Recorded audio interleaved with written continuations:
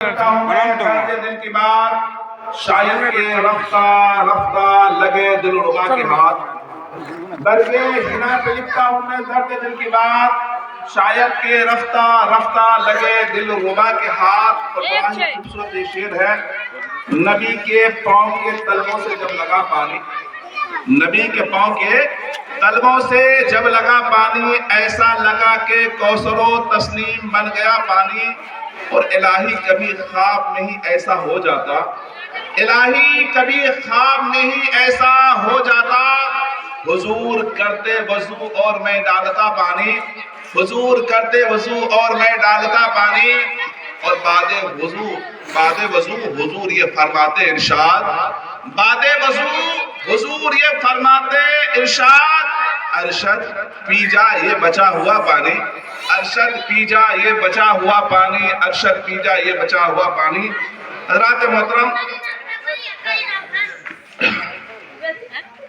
اللہ تبارک و تعالیٰ کلام اللہ میں ارشاد فرماتا ہے ثم لتسألن یومئذ عن النعیم، پھر تم سے بے شک ضرور ان نعمتوں کا حساب لیا جائے گا جو کچھ بھی اللہ تبارک و تعالیٰ نے تمہیں عطا فرمایا. اور انسان کے پاس کوئی ایسی چیز نہیں جو اللہ کی دی ہوئی نعمت نہیں. اگر انسان اپنے آپ کا جائزہ لے، دیکھے ہاتھ، کان، انگلیاں، زبان، ہونٹ، منہ، ناک، جسم کے اندر دل، کلیجی، پھیپھڑا، گردہ، جو کچھ بھی آپ کے اندر، یہ اللہ کا دیا ہوا نعمت ہے. اور یہیں تک نہیں، آپ کے پاس دولت ہے، زمین ہے، جائیداد ہے، گھر ہے، گاڑی ہے، باری ہے، بیوی ہے، اولاد ہے، یہ سب اللہ کی دی ہوئی قیمتی نعمتوں میں سے. اور اللہ فرماتا میں ان نعمتوں کا حساب لوں گا بروز قیامت. آخرت میں تم سے پوچھوں گا کہ تم کو میں نے آنکھیں دی، تم نے اسے خرچ کہاں کیا؟ تم کو میں نے زبان دیا، تم نے اس کا استعمال کہاں کیا؟ تم کو میں نے ہونٹ دیا، اس کا استعمال کہاں کیا؟ تم کو میں نے کان دیا، اس میں سننے کی طاقت دی، اس کو تم نے استعمال کہاں کیا؟ پیر دیا، ہاتھ دیا، تم نے اس کا استعمال کہاں کیا؟ ذرا بتا تو صحیح. اللہ اکبر. مسلمانوں ذرا سوچو ہمارا جواب کیا ہوگا، ہمارا جواب کیا ہوگا.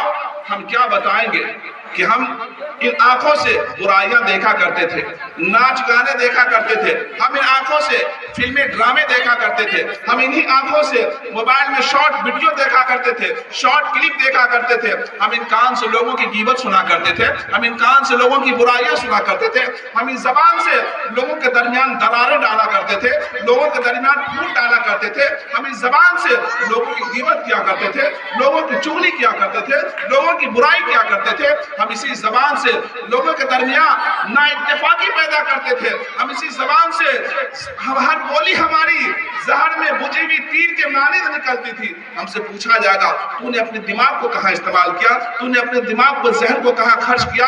خرچ کرنے والوں نے ایسی جگہ خرچ کیا. یہ مائک دیکھ رہے ہیں، یہ دماغ کی اپج ہے. یہ فون دیکھ رہے ہیں، دماغ کی اپج ہے. کال یہاں پہ ہیلو کرتا ہے، آواز امریکہ پہنچ جاتی ہے، آواز لندن و فرانس پہنچ جاتی ہے، آواز پوری دنیا کے کسی گوشے، کسی خطے میں پہنچ جاتی ہے. یہ دماغ کی اپج ہے، یہ مشین دماغ کی اپج ہے، یہ پنڈال دماغ کی اپج ہے، یہ روشنی، یہ لائٹ، یہ کپ، یہ سب دماغ کی اپج ہے. ہم سے پوچھا جائے گا تم نے اپنے دماغ کو کہاں کھپایا ہے، تم نے اپنے دماغ کو کہاں استعمال کیا ہے؟ ہمارا جواب ہوگا پروردگار عالم ہم تو اپنے دماغ کو لوگوں کے درمیان فتنہ فساد کھڑا کرنے میں استعمال کرتے تھے، لوگوں کے گھروں کو توڑنے میں استعمال کرتے تھے، بھائی کے درمیان لڑانے میں استعمال کرتے تھے، بہن کے درمیان لڑانے میں استعمال کرتے تھے، میاں بیوی کے درمیان تفرقہ ڈالنے میں استعمال کرتے تھے. اللہ اکبر. اے ایمان والو، اللہ نے تم کو جو نعمتیں دی ہے ان نعمتوں کو تم صحیح استعمال کرو. مرنا ہم سبھی کو ہے اور ہر ایک نعمت کا ہمیں حساب دینا ہے. ہم سے ہماری آنکھوں کا حساب لیا جائے گا، زبان کا حساب لیا جائے گا، سننے کا حساب لیا جائے گا. دولت جو ہمارے پاس دولت ہے نا، زمین ہے نا، جائیداد، ہر کسی کا حساب لیا جائے گا. تب ہمارا جواب کیا ہوگا؟ آپ تصور کی دنیا میں آئیے، کلپنا میں سوچئے آج مرحومہ رویدہ خاتون ہمارے درمیان نہیں. مرحومہ کی ذات کسی تعارف کی محتاج نہیں، کسی پہچان کی محتاج نہیں ہے. یقیناً مرحومہ کے زمانے کو جس نے پایا، ہر کسی کے زمان میں مرحومہ کے لیے تعریفی نکلے گی. اب سوچے، کلپنا کیجئے، تصور کیجئے، تصورات کی دنیا میں جائیے اور سوچئے کہ مرحومہ انتقال کر گئی اور میدان حشر سجا ہے، میدان حشر سجا ہے. मरहुमा वहां रब के सामने खड़ी है, फरिश्ते दरियाफ्त कर रहे हैं, मरहुमा से पूछा जा रहा है, रब तबारक व तआला पूछ रहा है, ऐ रुबैदा जरा बता तो सही, तुझको मैंने पैदा फरमाया, ऐ रुबैदा बता तुझे मैंने पैदा फरमाया, तुझको मैंने ज़बान दी, तुझको मैंने कान दिया, तुझको मैंने आंखें दी, तुझको मैंने दिमाग दिया, तेरे शरीर को मैंने सही सलामत बनाया, तेरे हाथ सही सालिम थे, तेरे पैर सही सालिम थे, तेरा जिस्म सही सालिम था। जरा रुबैदा बता तो सही, तूने अपने आंखों को खर्च कहाँ किया है, तू अपनी ज़बान को खर्च कहाँ किया है, तू अपने कान को खर्च कहाँ किया है, तू अपनी बोली को खर्च कहाँ किया गया है, तू अपनी आंखों की रोशनी को तूने कहाँ इस्तेमाल किया है, तू अपने हाथ को कहाँ इस्तेमाल किया, तू अपने कदम को इस्तेमाल कहाँ किया है। आप तस्वीरात की दुनिया में जाइए, कल्पना कीजिए, रुबैदा की शख्सियत को देखिए, रुबैदा की शख्सियत को पढ़िए, सुनिए और गुमान कीजिए कि रुबैदा क्या जवाब दे रही होगी अपने रब को, कह रही होगी कि परवरदिगार आलम तूने मुझको कान दिया, मैंने इस कान से कभी गाने नहीं सुने हैं, इस कान से मैंने कभी गालियां नहीं सुनी है, इस कान से मैंने कभी किसी की गीबत नहीं सुनी है, इस कान से मैंने कभी किसी की बुराई सुनी है। ऐ मेरे रब तूने मुझे कान दिया है, इस कान से मैंने बच्चों का सबक सुना है, इस कान से मैंने बच्चों से कलामुल्लाह की आयतों की तिलावत सुनी है, इस कान से मैंने तेरी तस्बीह सुनी है, इस कान से मैंने तेरा जिक्र सुना है, इस कान से मैंने बच्चों को जो कलमे दरूद दुआएं याद कराई वो मैंने वो सुना है। फिर रुबैदा से पूछा जाएगा, रुबैदा बता तो सही, ऐ मेरी बंदी जरा बता तो सही, तुझको मैंने ज़बान दिया, जरा बता तो सही तूने ज़बान को कहाँ इस्तेमाल किया। तेरे मोहल्ले वाले को तो मैंने देखा इस ज़बान का इस्तेमाल करते हुए, रब को हर चीज की खबर होती, और तेरे मोहल्ले की औरतें जब एक जगह इकट्ठा होती तो इसकी घर की बुराई करती है, उसकी घर की बुराई करती है, उसकी बेटी की बुराई करती है, उसकी बेटी की बुराई करती है, कुछ नहीं बोलती है, कुछ अगर नहीं मिलती है बुराई करने के लिए अपने शौहरे को बुराई करना शुरू कर देती है। रुबैदा बता तो सही तूने अपनी ज़बान को कहाँ खर्च किया, तूने अपनी बोली को कहाँ खर्च किया। तो रुबैदा कहती भी नजर आएगी, परवरदिगार आलम तूने जो कीमती मुझको ज़बान दिया था उस ज़बान को मैंने कहीं बेजा खर्च नहीं किया, किसी तसव्वुफ की जगह पे खर्च नहीं किया, किसी गंदी जगह पे खर्च नहीं किया, जहां भी खर्च किया हिकमत के ताल्लुक से खर्च किया, जहां भी खर्च किया तेरी इबादत के ताल्लुक से खर्च किया।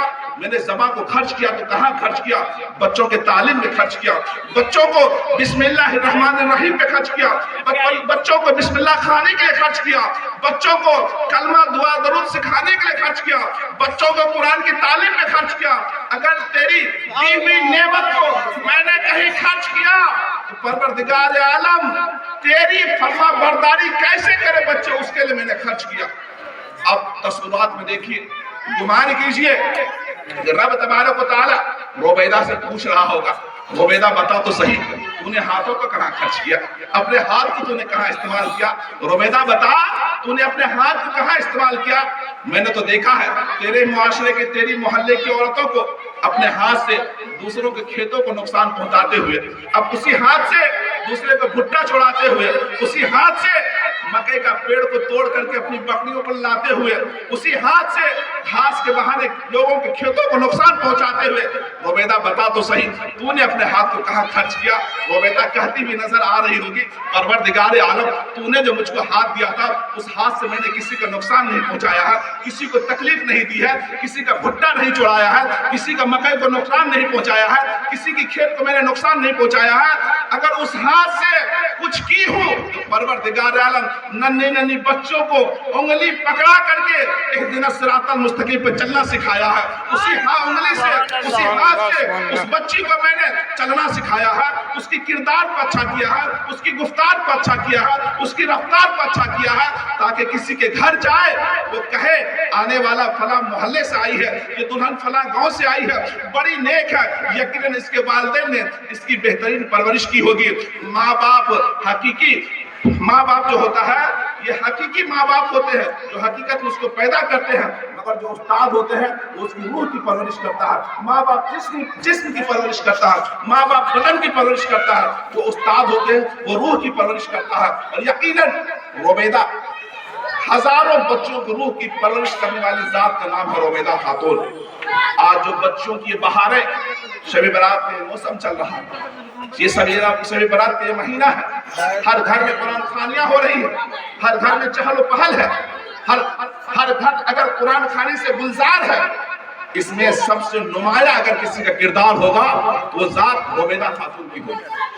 ہزاروں بچوں کو جس نے قرآن کی تعلیم دی، ہزاروں بچوں کو جس نے قرآن پڑھنا سکھایا ہو، آج بچیاں آپ کے گھر میں قرآن پڑھ رہی ہے، یقیناً اس میں کہیں نہ کہیں عبیدہ خاتون کے رول ہے، ایک کردار ہے، جس کی بنا پر بچیاں آپ کے گھر میں کلام اللہ کی آیتوں کی تلاوت کر رہی ہیں، کلام اللہ کی سورتوں کی تلاوت کر رہی ہے، کلام اللہ کا ذکر کر رہی ہے، اللہ کی اگر وحدانیت کو وہ بیان کر رہی ہے آپ کے گھروں میں، اس میں سب سے نمایاں اگر عورتوں میں کردار ہے وہ ذات مرحومہ محترمہ عبیدہ خاتون کا ہے۔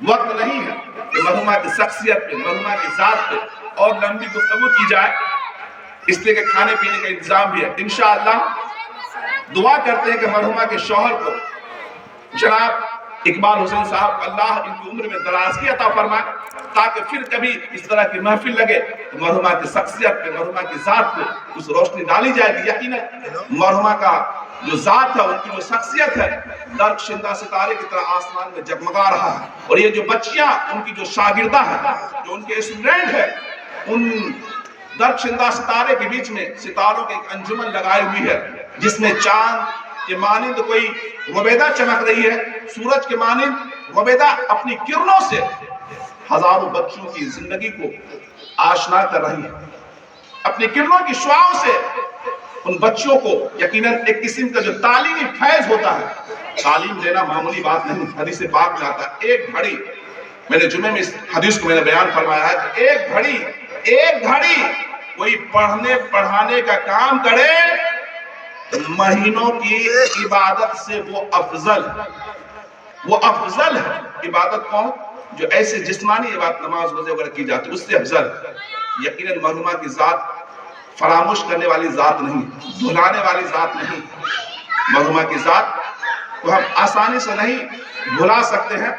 محلے کے اتنے سارے لوگ بیٹھے ہیں، ذمہ دار شخصیت یہاں بیٹھی، یقیناً جو چھتی ان کے جانے سے جو چھتی پہنچی ہے سماج کو، جو نقصان پہنچا ہے، اس کی بھرپائی کرنے میں ہمیں برسہ برس لگ جائیں گے کہ کوئی ایسی شخصیت آئے، ہو سکتا ہے لڑکے بہت سارے عالم بن کر کے آ جائیں گے، حافظ بن کر کے آ جائیں گے، کہیں کہیں مکتب بھی کھول لیں گے، مدرسے میں تعلیمی سرگرمیاں بھی شروع ہو جائیں گی، مگر بچوں کے تعلیم کا چھوٹی بچیاں مدرسے میں آ کے پڑھ لیتی ہیں۔ جب بچی ہوشیار ہوتی ہے، جب بچی بلوغت کی عمر کی دہلیز پہ قدم رکھتی ہے، مدرسہ آنے میں ہچکچاتی ہے، کسی مرد کا سامنا کرنے میں اسے ایک شرم حیا آڑے آتا ہے، اس کے لیے ایک اساتذہ جو ہوتا ہے، جو ایک استاد عورتوں میں ہو، یقیناً وہ استاد مرحومہ عبیدہ خاتون کی ذات تھی۔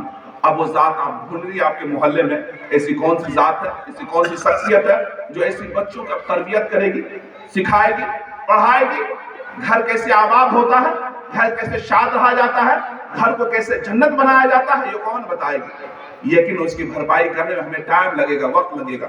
دعا کیجئے کہ ہمیں جو چھتی پہنچی ہے، اللہ رب العزت کوئی دوسرا ان کا نعم البدل عطا فرما دے، تاکہ جو اس چھتی کی بھرپائی ہو سکے، ہمارے بچوں کا بھی معاشرے میں اچھی پرورش ہو، اچھی دینی تعلیمی سرگرمیاں ان کے درمیان چلے۔ اللہ تبارک تعالی ہم تمام کو سننے اور سنانے زیادہ اس پر عمل کرنے کی توفیق عطا فرمائے۔ انہیں چند جملوں کے ساتھ میں اپنی گفتگو کو سمیٹتا ہوں۔ بولنے مجھ سے کسی قسم خطا لفظ سے غلطی ہو اور اس سے میں توبہ کرتا ہوں۔ استغفر اللہ رب العزت واتوب الیہ وآخر دعوانا الحمدللہ بالعالمین وما علینا الا البلاغ۔ ہمارے عظیم بھائی صاحب چند اشعار پڑھ رہے ہیں نعت پاک کا، آپ بغور سماعت فرما لیجئے، پھر دعا ہوگی۔